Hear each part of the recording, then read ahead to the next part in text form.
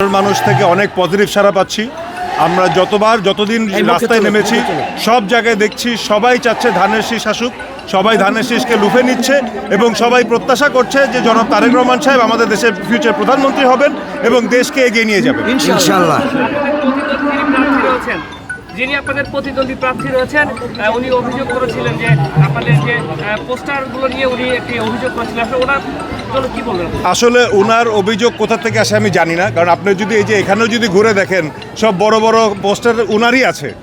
আমরা কিন্তু সব নীতিমালা মেনেই সব যা করার চেষ্টা করছি। তো এই কথাটা কতখানি আসলে ভিত্তি আছে আমি ঠিক বলতে পারবো না, আমি অত্যন্ত দুঃখিত।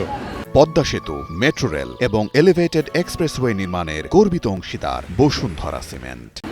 শিপন ভাই, আপনার কাছে প্রশ্ন, এই যে মুক্ত রাজনৈতিক প্রকাশ কিন্তু পেয়ে গেল, কোনো একটা ভাবে আমরা দেখলাম যে একটা রাজনৈতিক দলের প্রধান নেতৃবৃন্দে তার টুইটার অ্যাকাউন্টে একটি পোস্ট সারা বাংলাদেশে ছড়িয়ে পড়লে এই বিষয়ে আপনার কাছে আসলে আমরা গতকালকে যে ঘটনাটি দেখেছি, গতকালকের আগের দিন রাতে যে একটি রাজনৈতিক দলের সর্বোচ্চ যিনি নেতা তার অ্যাকাউন্ট থেকে এমন একটি পোস্ট করা হয়েছে যে বাংলাদেশের অর্ধেক ভোটার যে নারী তাদেরকে এবং যে শ্রমজীবী, যে আমাদের দেশের যে শ্রমজীবী যে কর্মক্ষম যে মানুষ তার প্রায় অর্ধেক যে লিঙ্গের মানুষ যে নারী, সেই নারী সমাজকে কটূক্তিকরভাবে, খুবই অবমাননাকরভাবে উপস্থাপনা করা হয়েছে একটি সামাজিক যোগাযোগ মাধ্যমে। পরবর্তীতে তারা সেটি অস্বীকার করলেও যেভাবে ব্যাখ্যা বা বিশ্লেষণ করেছে আমরা দেখেছি সেটি কোনোভাবে গ্রহণযোগ্য নয়।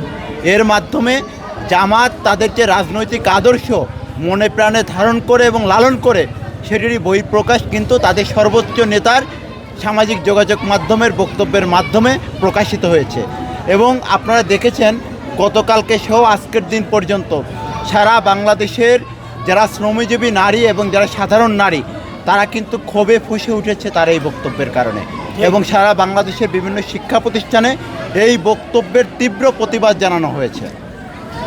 নির্বাচনকে ঘিরে এ ধরনের পরিস্থিতি নির্বাচনকে কতটা সুষ্ঠুভাবে পরিচালনা করবে বা আয়োজন করতে দেখেন, নির্বাচন পরিচালনা বা সুষ্ঠুভাবে আয়োজন করার বিষয়টি নির্বাচন কমিশন, আইন শৃঙ্খলা বাহিনী যারা আছে তাদের উপর ন্যস্ত আছে।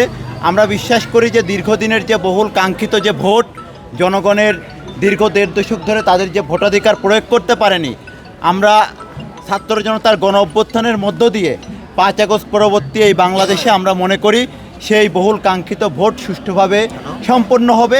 রাজনৈতিক প্রতিযোগিতা থাকবে, বাকবিতণ্ডতা থাকবে, মতের ভিন্নতা থাকবে, কিন্তু সব কিছু সত্ত্বেও আগামী 12ই ফেব্রুয়ারি বাংলাদেশের সাধারণ জনগণ তাদের যে কাঙ্ক্ষিত ভোট সেটি প্রদান করবে এবং জনগণের ক্ষমতার মাধ্যমে এই যে অন্তর্বর্তীকালীন যে সরকার তাদের ক্ষমতা হস্তান্তরিত হবে এবং জনগণের ক্ষমতা তাদের কাছে যারা নির্বাচিত হবে তারা জনগণের ক্ষমতায়ন নিশ্চিত হবে তাদের মাধ্যমে।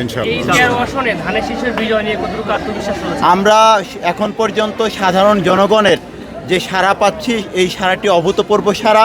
আমরা মনে করি আগামী 12ই ফেব্রুয়ারি ঢাকা 13 আসনে ধানের শীষের যিনি প্রার্থী ববি হাজ্জাজ উনি শতভাগ জয়লাভ করবেন। ভাই এত আমরা তো নির্বাচন কাজ করতেছি। শেষ প্রশ্ন রাজনৈতিক দলগুলোর বোঝাপড়া, পারস্পরিক সহর্দের ভিত্তিতে আগামী 12 তারিখের নির্বাচন অবশ্যই সুষ্ঠু হবে। তবে আমরা দেখছি কিছু কিছু রাজনৈতিক দল ভোটের মাঠে তাদের পরাজয় নিশ্চিত জেনে তারা এই পরিস্থিতিকে উস্কে দেওয়ার চেষ্টা করছে যেন নির্বাচন বিঘ্নিত হয় বা নির্বাচন সুষ্ঠুভাবে সম্পন্ন না হয়, বা অনেকে নির্বাচন থেকে বের হয়ে যাওয়ার জন্য জনগণের সাড়া না পেয়ে তারা নির্বাচন থেকে বের হয়ে যাওয়ার রাস্তা খুঁজছে। তারা এই ধরনের পরিবেশ তৈরি করছে।